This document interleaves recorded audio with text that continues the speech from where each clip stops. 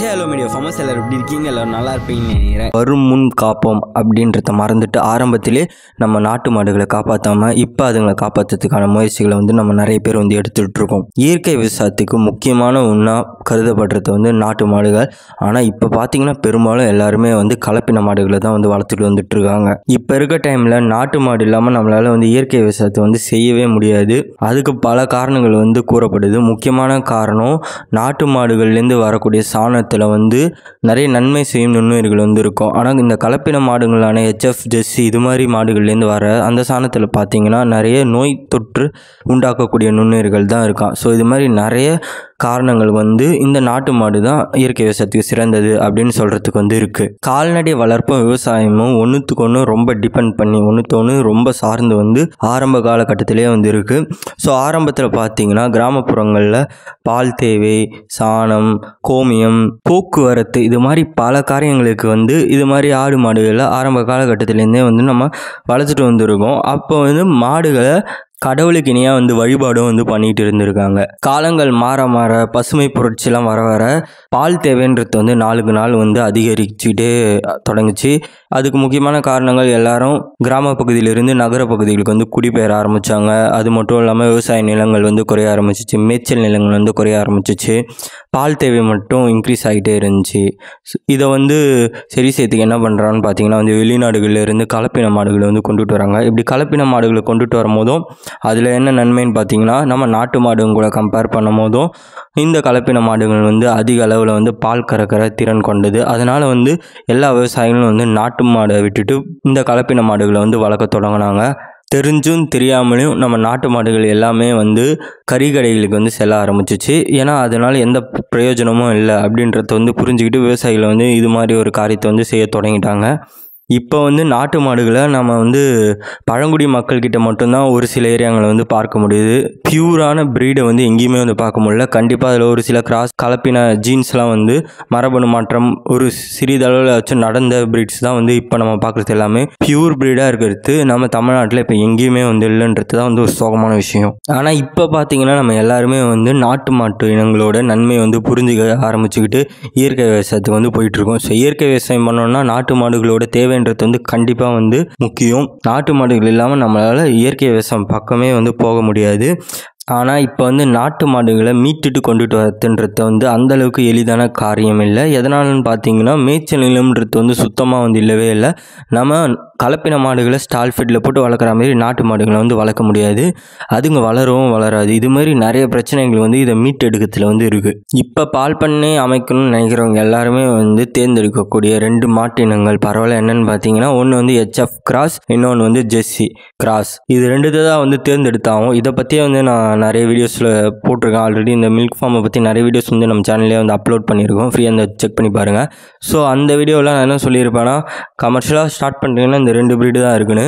அதுவும் உண்மை தான். எதனாலனா நம்ம நாட்டு மாடுகளில் இருக்க பிரச்சனை என்னென்னு பார்த்தீங்கன்னா அதிக அளவில் பால் கறக்காது. அதனுடைய தன்மையை பார்த்தீங்கன்னா குறைஞ்ச அளவு தான் பால் கறக்கும். அதுக்கு முக்கியமான காரணமும் நம்ம தான். நம்ம ஏன்னா அந்த மாடுகளை பால் கறக்கிற ரீசனுக்காக வளர்க்கலை. முழுக்க முழுக்க வீட்டுக்கு தேவையான பால் கறந்தால் போதும் அப்படின்ற மாதிரி தான் வளர்த்துட்டு வந்திருந்தோம். ஆனால் இப்போ பார்த்தீங்கன்னா பால் விற்கிறதுன்றது ஒரு மெயின் ஸ்ட்ரீம் பிஸ்னஸ் ஆகிடுச்சு. ஸோ அதனால் நம்ம நாட்டு மாடுகளை வச்சு பிஸ்னஸ் பண்ண முடியாது. பிஸ்னஸ்ன்னு பார்க்கல நாட்டு மாடுன்றது அவ்வளோ நன்மை தரக்கூடியதாக இல்லை.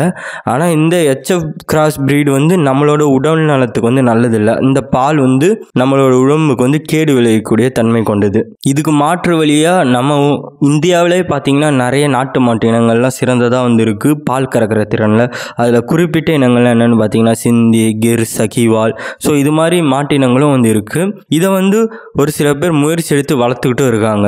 கலப்பின மாடுகளை வளர்க்குறதுல பார்த்தீங்கன்னா நிறைய பிரச்சனைகள் இருக்குது. அதில் குறிப்பிட்ட பிரச்சனை என்னென்னா இதுங்களை நம்ம மெயின்டைன் பண்ணுறது ரொம்ப ரொம்ப ஒரு கடினமான வேலை.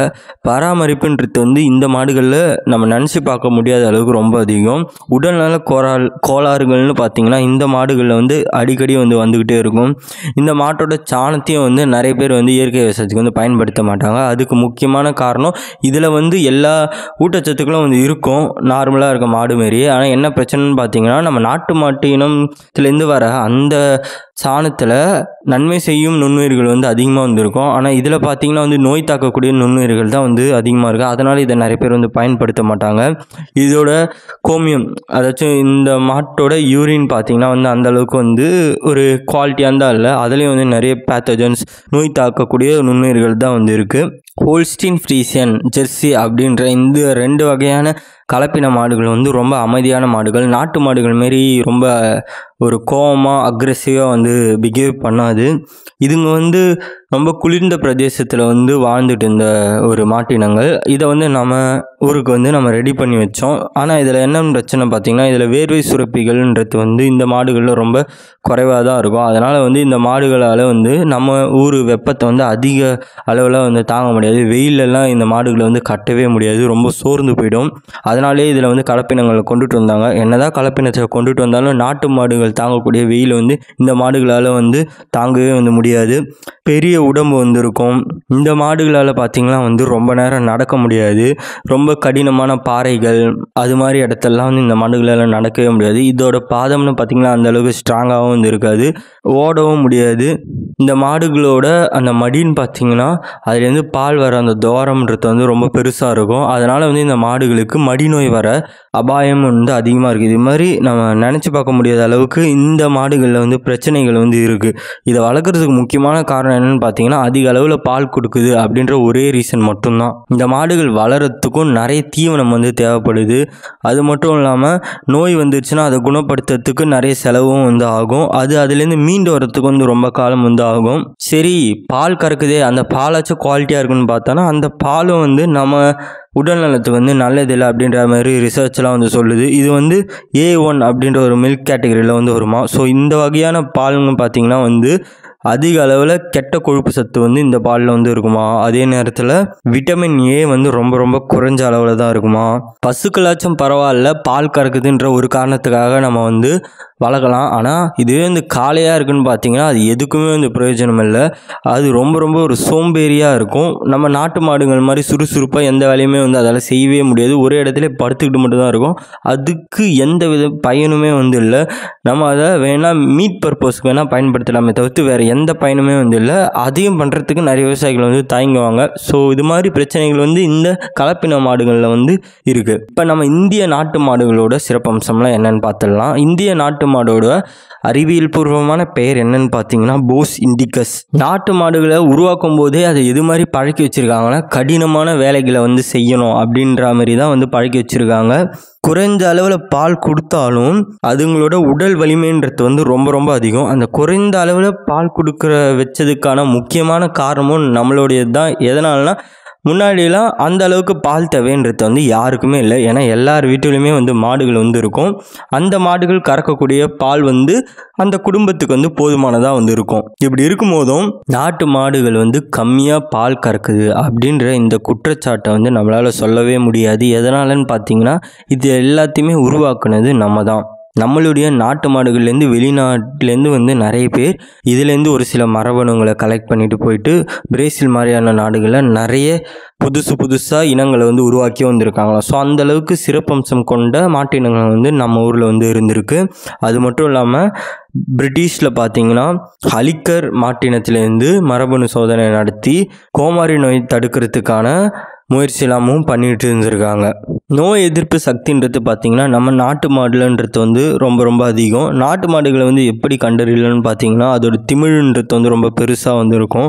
உடம்புல தோல் வந்து நல்லா தொங்கி போயிருக்கும். அதோட உடம்புல இருக்க முடியோட நீளம்ன்றது பார்த்திங்கன்னா ரொம்ப சிறுமையாக வந்துருக்கும். ஸோ இப்படி இருக்க காரணத்தினால வியர்வை சுரப்பிகள் வந்து நம்ம நாட்டு மாடுகளோட உடம்புல வந்து அதிகமாக இருக்கும்.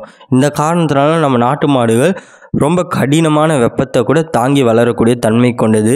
இப்போ கலப்பின மாடுகள்னு பார்த்திங்கன்னா அதோட உடம்புல வேர்வை சுரப்பிகள் வந்து அதிகமாக வந்து இருக்காது. அதோட உடம்புல வந்து முடிகள் வந்து அதிகமாக இருக்கும். இது மாதிரி பிரச்சனைகள்லாம் இருக்குது. ஸோ அந்த பிரச்சனைகள்லாம் பார்த்திங்கன்னா நம்முடைய நாட்டு மாடுகளில் வந்து கண்டிப்பாக வந்து இல்லை.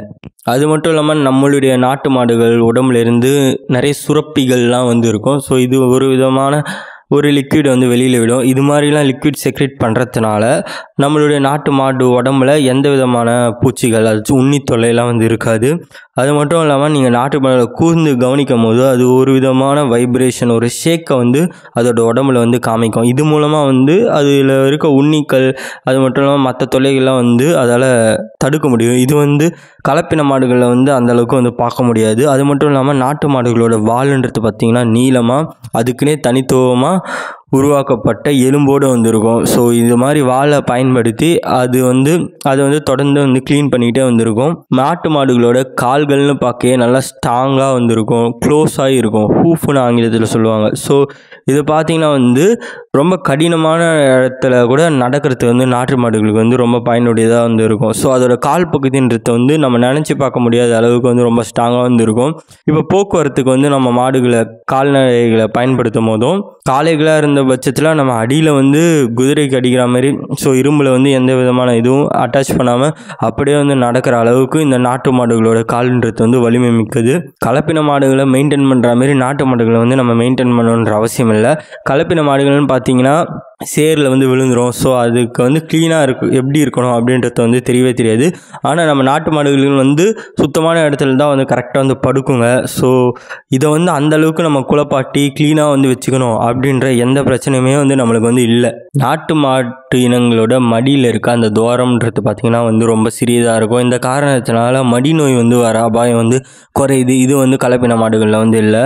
அது மட்டும் இல்லாமல் கருப்பைன்றது பார்த்திங்கன்னா கலப்பின மாடுகளில் வந்து வெளியில் வந்துருக்கும். ஆனால் நாட்டு மாடுகள் வந்து உள்ளே நல்லா க்ளோஸ் ஆகி வந்திருக்கும்.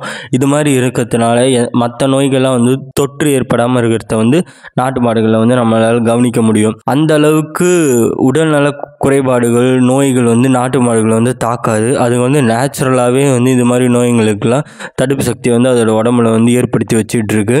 இதே நேரத்தில் அதிக அளவு நம்ம மாடர்ன் மெடிசன்ஸ் ரசாயனமால் உருவாக்கப்பட்ட மருந்துகளை கொடுத்து வந்து இந்த மாடை வந்து குணப்படுத்துன்ற அவசியம் இல்லை. நம்ம லோக்கலில் கிடைக்கிற மூலிகைகளை பயன்படுத்தியே நம்ம இந்த நாட்டு மாடுகளை வந்து குணப்படுத்த முடியாத நோய் வந்துடுச்சுன்னா இதுமாதிரி பல நன்மைகள் வந்து நாட்டு மாடுகளை வந்து இருக்குது. இது மூலமாக என்ன சொல்ல வரேன்னு பார்த்தீங்கன்னா நாட்டு மாடுகளை வளர்க்குறதுன்றது வந்து இது மாதிரி கலப்பின மாடுகளை வளர்க்குறத விட ரொம்ப எளிமையான வேலை. ஆனால் பால் கறக்கிற திறன்றது வந்து கம்மி. ஆனால் நாட்டு மாட்டு பால் வந்து ரொம்ப ரொம்ப நல்லது.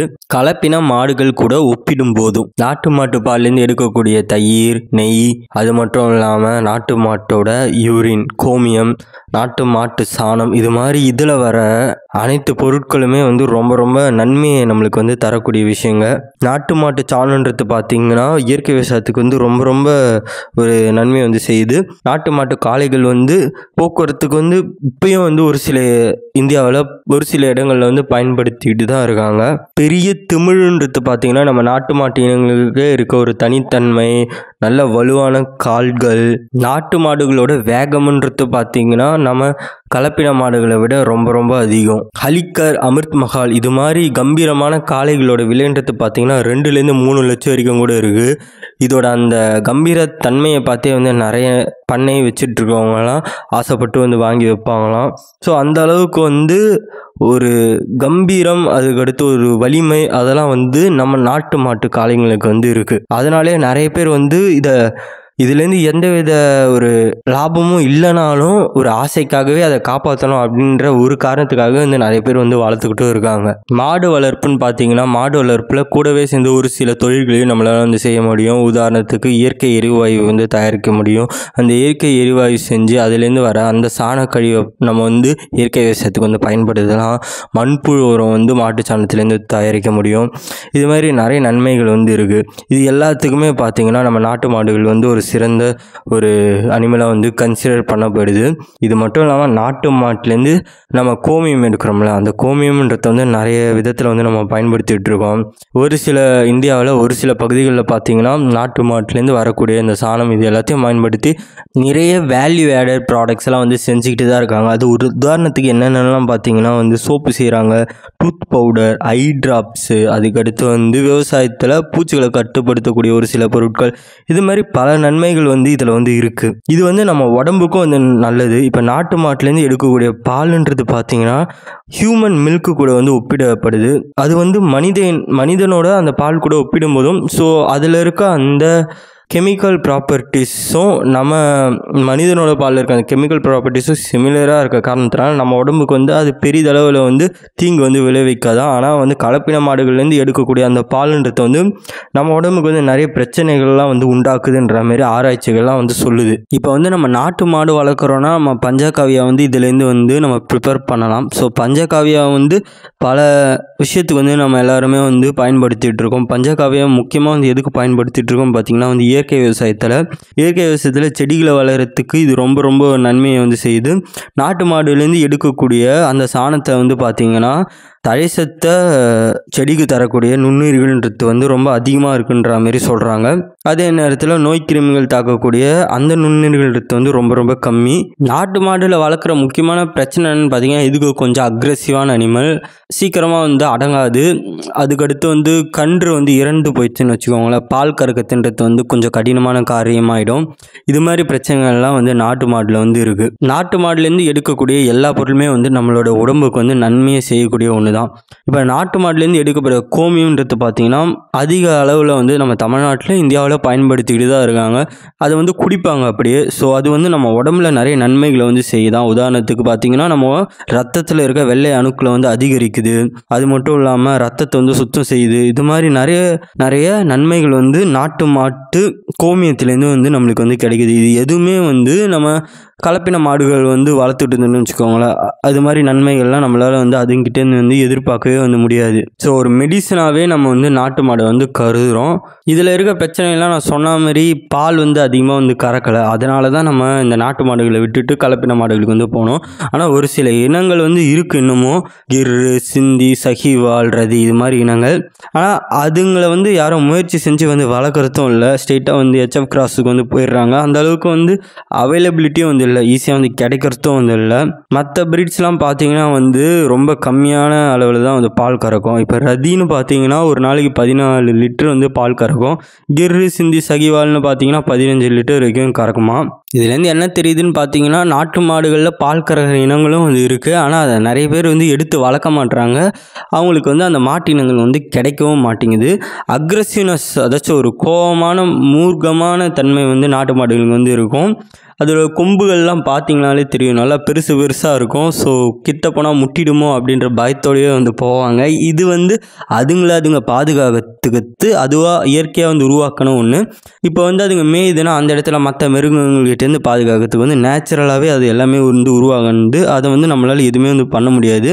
இதுவே அது கண்ணுக்குட்டி வந்து நாட்டு மாடில் வந்து இறந்து போயிடுச்சுன்னு வச்சுக்கோங்களேன், அப்போ பால் கறக்கத்துன்றது வந்து கடினமான காரியமாகிடும். அந்த டைமில் பார்த்தீங்கன்னா ஒரு காலை கட்டி போட்டுட்டுலாம் பால்லாம் கறக்கத்துலாம் வந்து கேள்விப்பட்டிருக்கலாம். அதுக்கடுத்து இதுங்களை ஸ்டால் ஃபீல்டில் வச்சு நம்மளால் வளர்க்கவே முடியாது. ஒரு இடத்துல கட்டி போட்டு நாட்டு மாடுகளை வந்து வளர்க்கவே முடியாது. அதுங்க சுதந்திரமாக திரியணும் அப்படின்ற மாதிரி தான் வந்து நடக்கும். ஆனால் அந்த ஃபெசிலிட்டியை நம்மளால் இப்போதைய இந்த காலகட்டத்தில் வந்து உருவாக்கி தரவே முடியாது. அதுக்கு முக்கியமான காரணம் என்னென்னு பார்த்தீங்கன்னா வந்து மேய்ச்சல் நிலங்கள்ன்றது வந்து சுத்தமாக இல்லை. நம்ம இந்தியாவில் இது வரைக்கும் ரிஜிஸ்டர் பண்ணாமல் கிட்டத்தட்ட 100 பிரீட்ஸ் வரைக்கும் நாட்டு மாடுகள் வந்து இருக்குன்ற மாதிரி ரெக்கார்ட்ஸ்லாம் இருக்குது. ஆனால் Indian bureau of animal genetic resource, so இவங்களோட வேலை தான் வந்து இந்த டாக்குமெண்டேஷன்லாம் எத்தனை மாட்டினங்கள்லாம் வந்து நம்ம இந்தியாவில் இருக்குது அப்படின்றதுலாம். ஸோ இவங்க இது வரைக்கும் நம்ம இந்தியாவில் எத்தனை மாட்டு இனங்களை வந்து ரிஜிஸ்டர் பண்ணியிருக்காங்கன்னு பார்த்தீங்கன்னா வந்து 37. இந்த 37 நாட்டு மாட்டு இனங்களும் வந்து நம்ம இந்தியாவில் பல ஸ்டேட்ஸில் வந்து இருக்குது. அது எல்லாத்தையுமே வந்து நம்ம இந்த வீடியோவில் வந்து பார்த்துடலாம். இந்த நாட்டு மாட்டு இனங்களே பார்த்திங்கன்னா நம்ம 3 வகையாக வந்து பிரிச்சுக்கலாம். ஒன்று வந்து பால் கறக்கத்துக்குனே வந்து வளர்க்கப்பட்ட நாட்டு மாட்டு இனங்கள், அதுக்கடுத்து வந்து விவசாய வேலைகளையும் வண்டியில் கற்றி செஞ்சுக்கிட்டு அதே நேரத்தில் ஓரளவுக்கு பால் கறக்கிற இனங்களும் இருக்குது. அதே நேரத்தில் முழுக்க வேலை செய்யறதுக்காகவே வந்து ஒரு சில இனங்கள்லாம் வந்துருக்கு. நம்ம முதல்ல வந்து எந்தெந்த மாட்டு இனங்கள்லாம் வந்து பால் கறக்கிறதுக்குன்னே வந்து வளர்த்துக்கிட்டு இருந்தாங்க அப்படின்றத பற்றி பார்த்தலாம். அதில் வந்து முதல்ல வர நாட்டு மாட்டு இனம்ன்றது வந்து கிர். இந்த கிர்ன்ற இந்த மாட்டு இனம் வந்து குஜராத் மாநிலத்தில் வந்து தோன்றியிருக்கு. ஒரு நாளைக்கு 12லேருந்து 15 லிட்டர் வரைக்கும் பால் கறக்கிற தன்மை கொண்டது. சஹிவால் அப்படின்ற ஒரு மாட்டு இனத்துக்கு அடுத்து இந்தியாவில் அதிக அளவில் பால் கறக்கிற மாடு வந்து இதுதான். இது 2வது இடத்த வந்து பிடிச்சிருக்கு. அதிக அளவில் நோய் எதிர்ப்பு சக்தி, வளர்க்குறவங்ககிட்ட கொஞ்சம் அன்பாக நடந்துக்கும். அதுக்கடுத்து வந்து எப்பயுமே வந்து சுத்தமாக அதுவே வந்து பார்த்துக்கும். ஸோ இது மாதிரி இது நிறைய கேரக்டர்ஸ்லாம் வந்து இந்த நாட்டு மாட்டு இனத்தில் வந்து இருக்குது. இதோட தலைன்றது பார்த்திங்கன்னா வந்து நல்லா பெருசாக வந்து இருக்கும். காது நல்லா தொங்கி அது ஒரு யூனிக்கான ஒரு தனித்துவமான தன்மையை வந்து இந்த நாட்டு மாட்டு இனத்தில் வந்து தெரிவிக்கும். ஸோ இது வந்து அதோட வாழ்நாளில் 6லேருந்து 10 கன்றுக்குட்டிகள் வரைக்கும் போடுமா. அதோட வாழ்நாள்ன்றது வந்து 12லேருந்து 15 வருஷம், இந்த 2 டைம் பீரியட்குள்ளே வந்து இருக்குமா. இதுவே வந்து காளைகள்னு பார்க்கல இந்த நாட்டு மாடு இனத்தில் இதுங்க ஓரளவுக்கு ஹெவி ஒர்க் வந்து செய்யும். ஸோ நார்த் இந்தியாவில் அதிக அளவில் வளர்க்கக்கூடிய மாட்டினம் வந்து இந்த கிர். இதை தொடர்ந்து வந்து ரெட் சிந்தி இல்லைனா சிந்தி. ஸோ இது வந்து எங்கே தோன்றி இருக்குன்னு பார்த்தீங்கன்னா பாகிஸ்தானில். ஸோ பாகிஸ்தானில் சிந்தின்ற ஒரு மாகாணத்தில் தோன்றுனா நாட்டு மாட்டினம் தான் வந்து இந்த சிந்தி. ஸோ அந்த ஏரியாவோட பேரே வந்து இங்கே வச்சுட்டாங்க. இந்த நாட்டு மாட்டினம் உலக அளவில் நிறைய நாடுகளில் வந்து வளர்க்கப்பட்டுருக்கு. கிட்டத்தட்ட 33 நாடுகளில் வந்து இந்த ரெட் சிந்தி வந்து வளர்த்துக்கிட்டு இருக்காங்க. அதில் குறிப்பிட்ட நாடுகள்லாம் என்னென்னு பார்த்தீங்கன்னா வந்து Sri Lanka, Bangladesh, Australia, America. So இது மாதிரி நாடுலாம் இது வந்து ஒரு நாளைக்கு 12லேருந்து 15 லிட்டர் வரைக்கும் பால் கறக்கிற தன்மை கொண்டது. இதுலேயும் வந்து நோய் எதிர்ப்பு சக்தின்றது வந்து அதிகமாக வந்து இருக்குது. வெயிலில் வந்து நல்லா தாங்கி வந்துருக்குமா. ஸோ அதனாலே இது வந்து நிறைய நாடுகளில் வந்து வளர்க்கப்படுது. எப்பேற்பட்ட தட்ப வெப்பநிலையும் வந்து அது வந்து வாழக்கூடிய தன்மை கொண்டது. ஸோ இந்த சிந்திலேருந்து ஆஸ்திரேலியன் சிந்தி அப்படின்ற ஒரு ப்ரீடெலாம் கூட டெவலப் பண்ணியிருக்காங்க ஆஸ்திரேலியாவில். இதை தொடர்ந்து நம்ம பார்க்க போகிற நாட்டு மாட்டு இனத்தோட பெயர் வந்து சஹிவால். இதுவும் வந்து பாகிஸ்தானில் தோன்றின ஒரு இனம் தான். இதுதான் வந்து அதிக அளவில் நம்ம இந்தியாவில் இப்போ வளர்க்கக்கூடிய நாட்டு மாட்டு இனத்தில் அதிக அளவில் பால் கறக்கக்கூடிய தன்மை கொண்டது. ஒரு நாளைக்கு கிட்டத்தட்ட 15லேருந்து 20 லிட்டர் வரைக்கும் பால் கறக்கிற தன்மை கொண்டது. ஸோ எங்கே வந்து ஸ்டார்டிங்கில் வளர்க்க தொடங்கினாங்கன்னா பாகிஸ்தான்லேருந்து கொண்டுட்டு வந்து பஞ்சாப். ஸோ பஞ்சாபில் அதிக அளவில் காணப்பட்டுச்சு. அப்படியே வந்து உத்தராஞ்சல். ஸோ இது மாதிரி மாநிலங்களில் வந்து வளர்க்கப்பட்டுச்சு.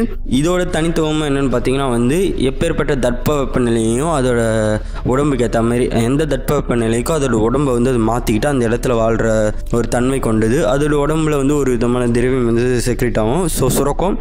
அதை பயன்படுத்தி அது வந்து உடம்புல உனிக்களோட தொல்லையை வந்து கட்டுப்படுத்துமா. ஸோ இதில் பார்த்தீங்கன்னா இன்னொரு ஒரு தனித்துவம்ன்றது அதிக அளவிலான நோய் எதிர்ப்பு சக்தி நாட்டு மாட்டு இனங்களில் இருக்குது. எல்லா நாட்டு மாட்டு இனங்களுமே பார்த்தீங்கன்னா வந்து நோய் எதிர்ப்பு சக்தின்றது வந்து கலப்பின மாடுகளை விட அதிகமாக தான் இருக்கும். இந்த மாடுகளும் அதுங்களோட வாழ்நாள 10லேருந்து 12 கன்றுக்குட்டிகள் வரைக்கும் போடுமா. இதுவும் கின்யா, ஆஸ்திரேலியா, நியூ கினியா அது மாதிரி நாடுகளில் வந்து இருக்குது. ஆஸ்திரேலியன் சஹிவால் அப்படின்ற ஒரு ப்ரீடையும் வந்து ஆஸ்திரேலியாவில் வந்து டெவலப் பண்ணி வச்சுட்டு இருக்காங்களாம். இதோட பியூர் ப்ரீடுன்றது வந்து இப்போ கிடைக்கிறது வந்து கொஞ்சம் ரேர். பஞ்சாபில் ஒரு சில இடங்களில் வந்து காணப்படுது. இதுக்கடுத்து ரதி அப்படின்ற ஒரு ப்ரீடும் வந்து இந்த பால் கறக்கிற மாட்டு இனங்கள் பட்டியலில் வந்து வருது. இதுவும் அதிக அளவில் பால் கறக்கக்கூடிய ஒரு மாடு. இது எங்கே தோன்றி இருக்குன்னு பார்த்தீங்கன்னா வந்து ராஜஸ்தானில் காக்கி, வெள்ளை, கருப்பு. ஸோ இது மாதிரி நிறங்களில் வந்து ரதியை வந்து நம்ம காணலாம். இதுலேயும் வந்து 2 வகை வந்து இருக்குது. ஒன்று வந்து ரத்து, இன்னொன்று வந்து ரதியாக. ஸோ இந்த ரத்துன்ற இந்த இனம்ன்றது பார்த்திங்கன்னா அதிக அளவில் பால் கறக்குமா. ரதி அப்படின்ற அந்த இனம்ன்றது வந்து பண்ணை வேலைகளை வந்து சேர்த்து வந்து பயன்படுத்திக்கிட்டு இருந்திருக்காங்க. ஸோ இது வந்து ஒரு நாளைக்கு 15லேருந்து 16 லிட்டர் வரைக்கும் பால் கறக்கிற தன்மை கொண்டது. இந்த நாட்டு மாட்டு இனன்றது சஹி, சிந்தி, தார்பார்க்கர் இந்த மாடுகள் மூலமாக வந்து உருவாக்கப்பட்ட ஒரு நாட்டு மாட்டு இனமா. இந்த நாட்டு மாட்டு இனத்தோட காளைன்றது வந்து 10 மணி நேரம் வரைக்கும் தொடர்ந்து வேலை செய்யக்கூடிய தன்மை கொண்டது. பாலைவன பகுதிகளாக இருக்கிறதுனால அந்த இடத்துல வந்து இந்த மாடுகளை அதிகமாக பயன்படுத்திட்டு இருந்திருக்காங்க. இதுக்கடுத்து வந்து கங்காத்ரி அப்படின்ற ஒரு நாட்டு மாட்டு இனமும் வந்து இருக்குது. அதோட பெயரில் இருக்க கங்காத்ரின்னு. ஸோ கங்கை ஆற்று படுகையிலையும் பீகார், ஸோ இது மாதிரி மாநிலங்கள், உத்தரப்பிரதேஷ், ஸோ இது மாதிரி மாநிலங்களில் இந்த நாட்டு மாட்டு இனன்றது வந்து தோன்றியிருக்கு. ஸ்பெசிஃபிக்காக வந்து இது எங்கே தோன்றியிருக்குன்னு பார்த்தீங்கன்னா வந்து வாரணாசியில் வந்து தோன்றியிருக்குன்ற மாதிரி வந்து சொல்கிறாங்க. இது வந்து ஒரு நாளைக்கு 6லேருந்து 8 லிட்டர் தான் வந்து பால் கறக்கும். ஒரு சில இனங்கள் மட்டும் பார்த்திங்கன்னா வந்து 10லேருந்து 15 லிட்டர் வரைக்கும் பால் கறக்கிற தன்மை கொண்டது. ஸோ இந்த நாட்டு மாட்டு இனம்ன்றது பார்த்திங்கன்னா வந்து அழியும் தருவாயில் வந்து இருக்கான். இந்த நாட்டு மாடை அழியாமல் பாதுகாக்கிறதுக்கு அந்த மாநிலத்தில் இருக்க மக்கள் வந்து நிறைய முயற்சிகள் வந்து எடுத்துக்கிட்டு இருக்காங்க. இதை தொடர்ந்து இப்போ நம்ம பார்க்க போகிற நாட்டு மாட்டு இனங்கள் என்ன கேட்டகரியில் வரும்னா டியூவல் பர்பஸ். ஸோ டியூவல் பர்பஸ்னால் தமிழில் என்னென்னு பார்த்தீங்கன்னா பாலும் கறந்து ஒரு குறிப்பிட்ட அளவுக்கு, அதே நேரத்தில் அக்ரிகல்ச்சர் ஒர்க்ஸ் விவசாய வேலைகள், வண்டி இழுக்கிறது இதெல்லாம் பண்ணலாம். அதை வந்து டியூவல் பர்பஸ்ன்ற அந்த கேட்டகரியில் வந்து சேர்ப்பாங்களாம். அதெல்லாம் நம்ம முதல்ல பார்க்க போகிற நாட்டு மாட்டு இனம்ன்றது என்னென்னு பார்த்திங்கன்னா வந்து தார்பார்க்கர். இதுவும் வந்து ராஜஸ்தானில் தோன்றின ஒரு நாட்டு மாட்டு இனம் தான். இது வந்து காங்கிரீட், சிந்தி, நகோரி இப்படின்ற நாட்டு மாட்டு இனங்களை பயன்படுத்தி உருவாக்கப்பட்ட ஒரு நாட்டு மாட்டு இனம். இது கொஞ்சம் சென்சிட்டிவ் அனிமல். இதை கொஞ்சம் பார்த்து தான் வந்து வளர்க்கணும். இந்த நாட்டு மாட்டு இனம் வந்து ஹார்ட் ஒர்க், ஸோ கடினமான வேலைகளுக்கு வந்து பயன்படுத்தப்பட்டிருக்கு. அதே நேரத்தில் பார்த்திங்கன்னா இந்த நாட்டு மாட்டோட பசுன்றது வந்து ஒரு நாளைக்கு 10 லிட்டர் வரைக்கும் பால் கறக்குமா. ஸோ பாலும் கொடுத்து பண்ணையில் வேலையும் வந்து செய்யும். அதுக்கடுத்து வந்து காங்க்ரேஜ். ஸோ இது வந்து ரொம்ப ஒரு கம்பீரமான நாட்டு மாட்டினம். அதோட கொம்புகள்லாம் வந்து நல்லா பெருசாக வந்துருக்கும். குஜராத்தில் ஜோத்பூரில் வந்து தோன்றியிருக்கு. இது வந்து ஒரு பழங்காலத்து மாட்டினம். இதோட அந்த படிமங்கள்லாம் ஒரு சில குகைகளில் வந்து கண்டறியவும் பட்டிருக்கு. ஸோ அது மேபி இந்த காங்க்ரேஜாக இருக்குன்ற மாதிரிலாம் வந்து சொல்கிறாங்க. அப்புறம் இன்னொரு விஷயம், நீங்கள் பாகுபலி பார்ட் 2ல் ஒரு சீனில் பார்த்தீங்கன்னா வந்து நிறைய மாடை வந்து ஓட விட்டுருப்பாங்க. ஸோ அந்த மாடு எல்லாமே வந்து இந்த காங்க்ரேஜ் ப்ரீடை சேர்ந்ததுதான்றத வந்து இங்கே சொல்லிங்க நான் நினைக்கிறேன். ஸோ அந்த ப்ரீட், அந்த ஓடன மாடு எல்லாமே வந்து காங்க்ரேஜ் தான். ஒரு நாள் 8லேருந்து 10 லிட்டர் வரைக்கும் இந்த காங்க்ரேஜ்ன்றது பார்த்தீங்கன்னா வந்து பால் கறக்கிற தன்மை கொண்டது. இதோட காளைகள்ன்றது வந்து ஹெவி ஒர்க்கர்ஸ், ரொம்ப கடினமான வேலைகளை கூட எளிமையாக வந்து செஞ்சு முடிச்சிடும். இதை தொடர்ந்து நம்ம பார்க்க போகிற மாட்டு இனத்தோட பேர் என்னென்னு பார்த்தீங்கன்னா வந்து டியோனி. இந்த டியோனின்றது வந்து கர்நாடகா, மகாராஷ்டிரா, ஸோ இது மாதிரி இடத்துல வந்து அதிகமாக வந்து காணப்படுது. கிர்மாரி மாட்டினத்துலேருந்து 500 வருஷத்துக்கு முன்னாடியே வந்து இந்த மாட்டினத்தை வந்து உருவாக்கியிருக்காங்க அப்படின்ற மாதிரி வந்து சொல்கிறாங்க. இதுவும் வந்து கொஞ்சம் சென்சிட்டிவ். ஸோ இந்த மாட்டினத்தையும் நம்ம பார்த்து தான் வந்து ஹேண்டில் பண்ணணும். இந்த மாட்டினத்தை வந்து அதிகமாக ஹோல்ஸ்டீன் ஃப்ரீசியான்ற அந்த மாட்டினத்து கூட கலப்பினம் செஞ்சு கிராஸ் பிரீட் ப்ரோக்ராம், நிறைய கலப்பின மாடுகளை உருவாக்கத்துக்கு வந்து பயன்படுத்திட்டு இருக்காங்களாம். இதோட பியூர் பிரீட் இப்போ கிடைக்கிறதுன்றது வந்து ரொம்ப ரொம்ப கடினமாக இருக்கான். நிறைய கிராஸ் பிரீட் ப்ரோக்ராமில் நம்ம இது பங்கேற்க காரணத்தினால, நிறைய கலப்பின மாடுகளை உருவாக்குற அந்த வேலைகளை இது பங்கேற்க காரணத்தினால இதோட பியூர் பிரீட் இப்போ கிடைக்கிறதுன்றது வந்து ரொம்ப ரொம்ப ரேர். இதுக்கடுத்து ஓங்கோல் அப்படின்ற ஒரு நாட்டு மாட்டினமாக வந்திருக்கு. இது வந்து ஆந்திர பிரதேச சேர்ந்த ஒரு நாட்டு மாட்டினம். இதுக்கு வந்து நெல்லூர் பிரீட் அப்படின்ற இன்னொரு பெயரும் வந்திருக்கான். ஏன்னா நெல்லூர் மாவட்டத்தில் ஆந்திராவில் இது தோன்றின காரணத்தினால அதிகமாக எக்ஸ்போர்ட் செய்யக்கூடிய ஒரு மாட்டினம் அமெரிக்காவுக்கு.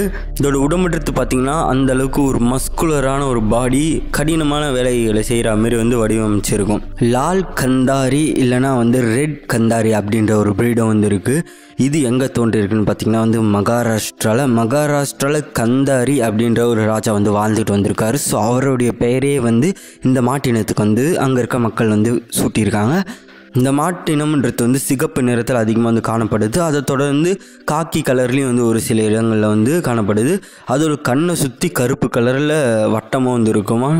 நல்ல உயர்வான ஒரு திமிழும் வந்து இந்த மாட்டினத்தில் வந்து காணப்படுது. இந்த மாட்டினம்ன்றது பார்த்திங்கன்னா வந்து இப்போ அழியும் தருவாயில் இருக்க ஒரு நாட்டு மாட்டினம். அடுத்து வந்து கோலோ அப்படின்ற ஒரு நாட்டு மாட்டினமும் வந்து இருக்குது. இது வந்து வர்தா அப்படின்ற மாவட்டத்தில் மகாராஷ்டிராலையும் மத்திய பிரதேசலையும் இருக்கிற ஒரு நாட்டு மாட்டினம். இது வந்து பழைய காலத்தில் 18ஆம் நூற்றாண்டில் பார்த்திங்கன்னா வந்து போர்களில் ஆயுதங்களை எடுத்துகிட்டு போகிறதுக்கு வந்து பயன்படுத்திக்கிட்டு இருந்திருக்காங்க. ரொம்ப ஒரு மஸ்குலரான நல்ல ஒரு தடிமனான உடம்பை கொண்ட ஒரு நாட்டு மாட்டினம். அதே நேரத்தில் பாலும் வந்து கறக்கிற ஒரு நாட்டு மாட்டினம். ஒரு நாளைக்கு பார்த்திங்கன்னா வந்து 5லேருந்து 6 லிட்டர் வரைக்கும் பால் கறக்க தொடங்குது. ஸோ அங்கே இருக்க மக்கள் வந்து இது அழியாமல் இருக்கிறதுக்கு வந்து நிறைய முயற்சிகள்லாம் வந்து எடுத்துகிட்டு இருக்காங்க. இதுக்கு அடுத்து இந்த ஹரியானா. இது கொஞ்சம் ஃபேமஸ் தான். இது வந்து அதோட பேர்லேயே எங்கே தோன்றி இருக்குன்றத வந்து மென்ஷன் பண்ணுது. இது வந்து குர்கான் அப்படின்ற இடத்துலையும் ஹிசார் அப்படின்ற இடத்துலையும் வந்து ஹரியானா மாவட்டத்தில் வந்து மாநிலத்தில் வந்து தோன்றியிருக்கு. இது வந்து பல வகையான தட்பவெப்ப நிலையிலையும் வந்து வாழக்கூடிய தன்மை இருக்கிறதுனால இந்தியாவில் பல இடங்களில் வந்து பறவை வந்து வாழுது. இதோட திமிழுன்றது பார்த்திங்கன்னா வந்து நல்லா பெருசாக வந்துருக்கும். நல்ல ஒரு கடினமான பாதையிலையும் மலைப்பிரதேசம், இப்போ ஹரியானாலாம் பார்த்திங்கன்னா ஹில் ஸ்டேஷன்ஸ்லாம் அதிகமாக இருக்கும். ஸோ அது மாதிரி இடத்துல வந்து நடக்கக்கூடிய கால்களை வந்து கொண்டு இருக்கும். ரொம்ப ஒரு ஹெவி ஒர்க்கர், அதிக அளவில் வந்து வேலை செய்யும். ஒரு நாள் கிட்டத்தட்ட ஒரு டன்னை வந்து 25 கிலோமீட்டர்ன்ற வேகத்தில் வந்து இழுத்துட்டு போகிற தன்மை கொண்டது. 47 டிகிரி செல்சியஸ். ஸோ ஹரியானா மாரி ஒரு குளிர்ந்த பிரதேசத்தில் இது தோன்றியிருந்தாலும் 47 டிகிரி செல்சியஸ் வரைக்கும் அந்த தட்பவெப்ப நிலையை தாங்கி வளரக்கூடிய தன்மை கொண்டது. அமைதியான ஒரு மாடு, டார்சல் கேரக்டர், அந்தளவுக்கு வந்து ஒரு மூர்க்கமாக வந்து நடந்துக்காது. பாகிஸ்தானில் இந்த மாட்டினத்தை வந்து நிறைய பேர் வந்து விரும்பி வளர்த்துட்டு இருக்காங்க. இப்போ வந்து நம்ம எல்லாமே வந்து ஒர்க்கிங் குரூப்.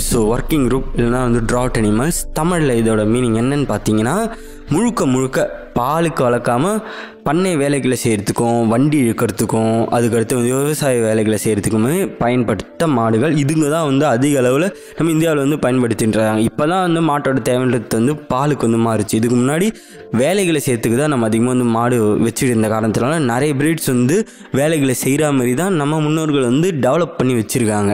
இதில் முதல்ல நம்ம பார்க்க போகிற மாடோட பேர் என்னென்னு பார்த்திங்கன்னா வந்து மல்நாட் கிடா. இது வந்து கர்நாடகா சேர்ந்த ஒரு மாட்டினம். இதோட சைஸ் அளவுன்றது வந்து சின்னதாக தான் இருக்கும் பார்க்குறதுக்கு. ஆனால் டிசீஸ் ரெசிஸ்டன்ட், நோய் எதிர்ப்பு சக்தின்றது வந்து ரொம்ப அதிகமாக இருக்கும். பால் கறக்கத்தை வந்து கம்மி தான். பல நிறங்களில் வந்து காணப்படுது. சிகப்பு, கருப்பு, வெள்ளை இது மாதிரி. இதோட பாலுன்றது வந்து கம்மியாகவே கறந்தாலும் அதில் வந்து மருத்துவ குணங்களுக்கு வந்து அதிகமாக வந்து இருக்குமா. நிறைய ஆயுர்வேதாவில் இதுலேருந்து வரக்கூடிய கோமியங்கள்லாம் வந்து பயன்படுத்திகிட்டு இருக்காங்க. ஒரு நாளைக்கு 1-2 லிட்டர் வரைக்கும் தான் வந்து பால் கறக்கும். ஆனால் ஹெவி ஒர்க்கர். ஸோ அந்த ஊரில் பார்த்திங்கன்னா கர்நாடகாவில் அதிகமாக வந்து உழல்றதுக்கெலாம் நிலத்தை இதை தான் வந்து பயன்படுத்திட்டு இருந்திருக்காங்க. அடுத்து வந்து காசர்கோடு அப்படின்ற ஒரு பிரீடு வந்துருக்கு. இது வந்து கேரளாவில் வந்து தோன்றிருக்கு. இதுவும் வந்து கருப்பு, ப்ரௌன் கலர், அப்புறம் சாம்பல் நிறம், இதுமாரி பல நிறங்களில் வந்து காணப்படுது. இதோட அந்த நோய் எதிர்ப்பு சக்தின்றது. ஸோ இதெல்லாம் வந்து பியூர் பிரீட், ஒவ்வொரு ஸ்டேட்டுக்கும் சொந்தமான பிரீட்ஸ். ஸோ இதெல்லாம் வந்து அங்கே வளர்க்கப்பட்டு இருந்திருக்கு. நோய் எதிர்ப்பு சக்தி இதில் வந்து அதிகம். அதே நேரத்தில் அங்கே அக்ரிகல்ச்சர் ஒர்க்ஸ்லாம் வந்து இந்த பிரீடு வந்து பயன்படுத்திட்டு இருந்திருக்காங்க. இதோட பாப்புலேஷன், ஸோ தொகைன்றது வந்து நாளுக்கு நாள் வந்து குறைஞ்சிக்கிட்டே வந்துட்டு இருக்கு. அதை காக்கிறதுக்கு வந்து அந்த ஊரில் இருக்க மக்கள் வந்து நிறைய வந்து போராடிட்டு இருக்காங்க. நிறைய பேர் வந்து இதுக்கு நிறைய சென்டர்லாம் வச்சு ஸோ இது அழியக்கூடாது அவங்க ஊர் மாட்டினம் அப்படின்றதுக்கு வந்து நிறைய முயற்சிகளை வந்து எடுத்துகிட்டு இருக்காங்க. அடுத்து நம்ம பார்க்க போகிற நாட்டு மாட்டினம் வெச்சு. இதுவும் வந்து கேரளா வர்க்கம்னு நினைக்கிறேன். ஸோ அந்த டிஸ்ட்ரிக்டில் வந்து தோன்றியிருக்கான். இதோட அந்த நோய் எதிர்ப்பு சக்தி, ஸோ முன்னாடி சொன்ன மாதிரியே தான் நோய் எதிர்ப்பு சக்தி இந்த மாட்டினத்துலேயும் வந்து அதிகம். இந்த நாட்டு மாட்டினத்தை கேரளா அக்ரிகல்ச்சர் யூனிவர்சிட்டி, கேரளா வேளாண்மை பல்கலைக்கழகம் வந்து காப்பாற்றுறதுக்கு நிறைய இடத்துல வந்து இதுக்கு சென்டர்லாம் வச்சு நிறைய முயற்சிகள் வந்து எடுத்துகிட்டு இருக்காங்களாம். இதை தொடர்ந்து கிருஷ்ணா அப்படின்ற ஒரு நாட்டு மாட்டினம் வந்திருக்கு. இது வந்து கிருஷ்ணா ஆற்றுப்படுகையில் தோன்றின ஒரு நாட்டு மாட்டினம். மகாராஷ்டிராவில் ஒரு நாளைக்கு 4-5 லிட்டர் வரைக்கும் பால் கறக்க தன்மை கொண்டது. இதோட உடம்புல பார்த்திங்கன்னா வேர்வை சுரப்பிகள்ன்றது வந்து ரொம்ப அடர்த்தியாக வந்து இருக்க காரணத்தினால இதால் நீண்ட நேரம் வந்து வேலையை வந்து செய்ய முடியும். இதோட அந்த கால்கள்ன்றது பார்த்திங்கன்னா ரொம்ப கடினமாக வந்துருக்கும். அதனால் ரொம்ப தூரம் இதால் வந்து நடக்க முடியுமா. அது மட்டும் இல்லாமல் 2 டன் வரைக்கும் இடையே வந்து இழுத்துட்டு போகிற அளவுக்கு இதோட உடம்புல வந்து வலிமை வந்திருக்கான். இதோட அந்த தொகைன்றது வந்து நாளுக்கு நாள் வந்து குறைஞ்சிக்கிட்டே வந்திருக்கு. ஹலிக்கார் அப்படின்ற ஒரு இனமும் வந்து இருக்குது. இது வந்து கர்நாடகா பிரீட். இது வந்து அதிகமாக கடினமான ஒர்க்கை செய்கிறதுக்கு, வேலைகளை செய்கிறதுக்கு வந்து இதை பயன்படுத்திட்டு இருந்திருக்காங்க. ஸோ இந்த நாட்டு மாட்டினத்து கொஞ்சம் சிறப்பாக இருக்க காரணத்தினால இந்த நாட்டு மாட்டினத்தில் ஒரு ஸ்டாம்ப்லாம் கூட ரிலீஸ் பண்ணியிருக்காங்களா ஹலிக்காரில்.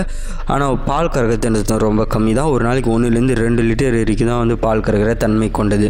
கில்லர் அப்படின்ற ஒரு நாட்டு மாட்டம் இனமும் வந்து இருக்குது. இது வந்து ஷாலாப்பூர் அப்படின்ற மாவட்டத்தில் மகாராஷ்டிரா மாநிலத்தில் வந்து தோன்றின ஒரு நாட்டு மாட்டினம். இது அந்த இடத்துல நம்ம ஊர் காங்காயம் மாரி ஒரு கம்பீரமான ஒரு இனம். ஸோ இது வந்து அங்கே லட்சங்களில் கொடுத்து அங்கே இருக்க மக்கள் வந்து வாங்கி வளர்ப்பாங்களாம். இந்த மாடு வச்சுருந்தாலே அவங்களுக்கு வந்து ஒரு ப்ரெஸ்டீஜியஸ் திங்காக, ஒரு பணக்காரத்தன்மை காமிக்கிறதுக்கான ஒரு விஷயமாகவே வந்து பார்த்துட்டு வந்துட்டுருக்காங்க. இதுக்கு வந்து நிறைய ப்ரீடிங் கன்சர்வேஷன் சென்டர்லாம் வந்து வச்சுட்ருக்காங்களா. ஸோ அந்தளவுக்கு ஒரு ஃபேமஸான மாட்டினம் மகாராஷ்டிராவில் இந்த கில்லர் அப்படின்ற ஒரு மாட்டினம். அடுத்து வந்து அமிர்த மஹால் அப்படின்ற ஒரு நாட்டு மாட்டினமும் வந்து இருக்குது. இது வந்து மைசூரில் தோன்றின ஒரு இனம். ஸோ அந்த 1572 ஸோ அந்த காலகட்டத்தில் வந்து வளர்த்துட்டு வந்திருக்காங்க அங்கே இருக்க மகாராஜாக்கள். இதுவும் பார்த்திங்கன்னா வந்து போர் கருவிகளை, அந்த ஆயுதங்களை எடுத்துகிட்டு போகிறதுக்கு வந்து பயன்படுத்திட்டு இருந்திருக்காங்க.